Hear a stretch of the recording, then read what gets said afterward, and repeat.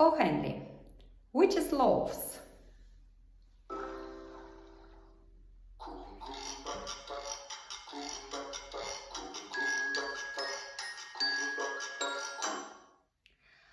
Miss Martha Mitchum keeps a little bakery on the corner, the one where you go up 3 steps and the bell tinkles when you open the door. Miss Martha was 40. Her bank book showed a credit of $2,000, and she possessed 2 false teeth and a sympathetic heart.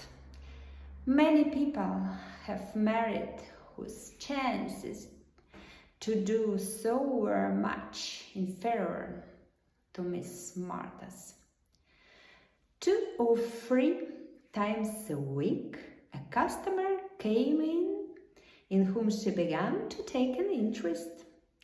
He was a middle-aged man, wearing spectacles and brown beard, trimmed to a careful point. He spoke English with a strong German accent. His clothes were worn and done in places, and wrinkled and baggy and others. But he looked neat and had very good manners. He always bought 2 loaves of stale bread. Fresh bread was 5 cents a loaf, stale ones were 2 for 5. Never did he call for anything but stale bread. Once Miss Martha saw a red and brown stain on his fingers. She was sure then that he was an artist and very poor.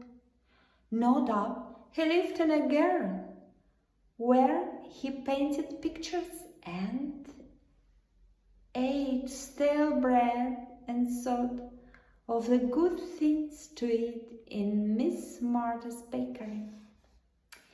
Often, when Miss Martha sat down to her chops and light rolls and jam and tea, she would sigh and wish that the gentle-mannered artist might share her tasty meal instead of eating this dry crust in that draughty attic.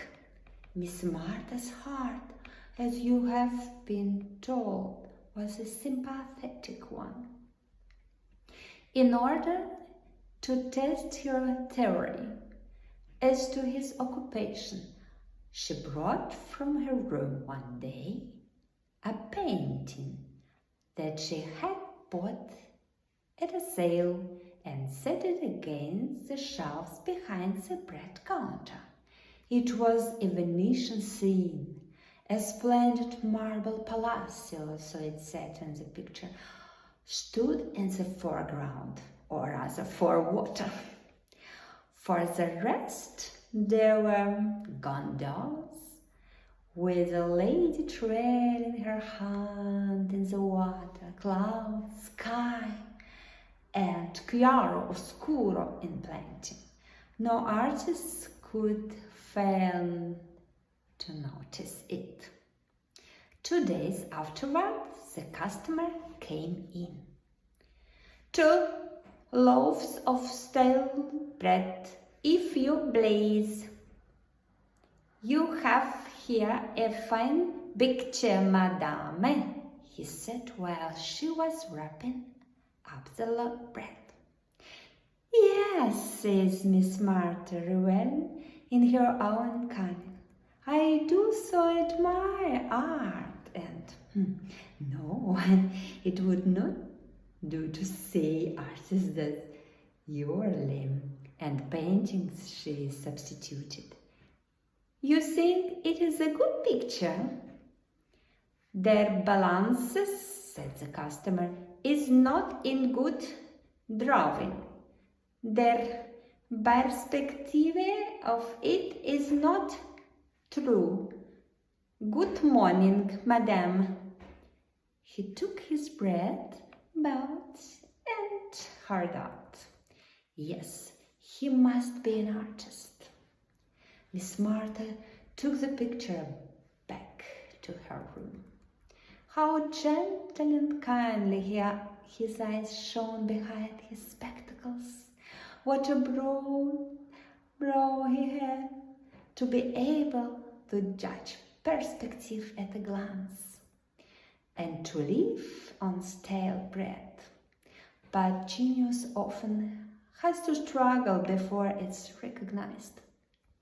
What do you think it would be for art and perspective if genius were backed by $2,000 in bank, a bakery, and a sympathetic heart too? But these were daydreams, Miss Martha. Often now, when he came, he would chat for a while across the showcase. He seemed to crave Miss Martha's cheerful words.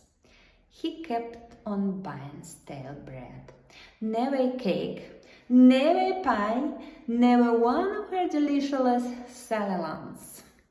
She thought he began to look thinner and discouraged.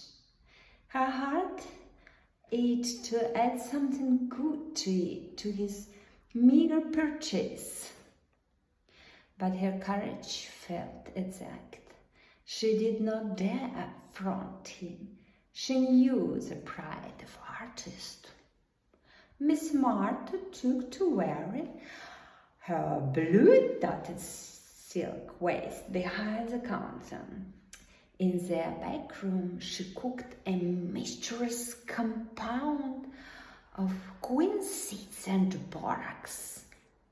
Ever so many people use it for the complexion. One day, the customer came in as usual, laid his nickel on the showcase and called for his stale loaves. While Miss Martha was reaching for them, there was a great tooting and clanging, and a fire engine came lumbering past. The customer hurried to the door to look, as anyone will. Suddenly inspired, Miss Martha seized the opportunity.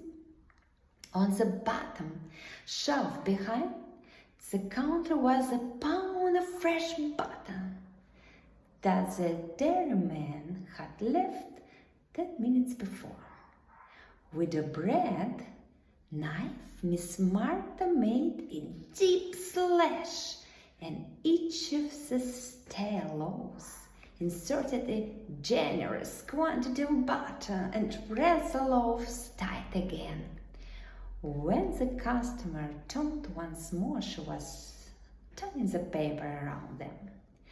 When he had gone, after an unusually pleasant little chat, Miss Martha smiled to herself, but not without a slight fluttering of the heart. Had she been too bold? Would he take offense? But surely not. There was no language of edibles. Butter was no emblem of unmaidenly forwardness. For a long time that day, her mind dwelt on the subject. She imagined the scene when he should discover her little deception. He would lay down his brushes and pen.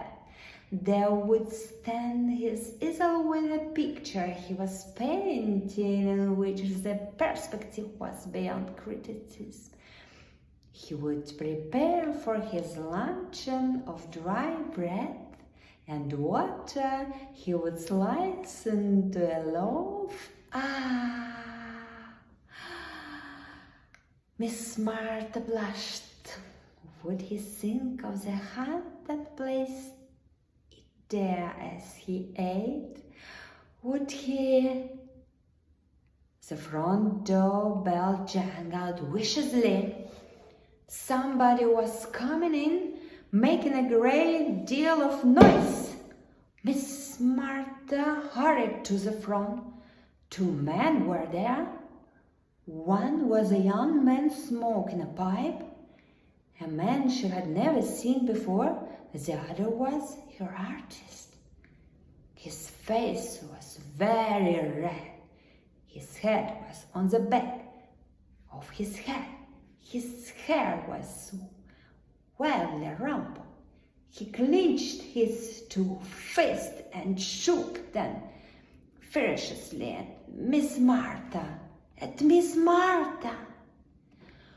"Dummkopf!" he shouted with extreme loudness, and then $1,000 or something like it in German. The young man tried to draw him away. "I will not go," he said angrily, "as I shall tell her." He made a bass drum of Miss Martha Cotta. "You have spoiled me," he cried, his blue eyes blazing behind his spectacles.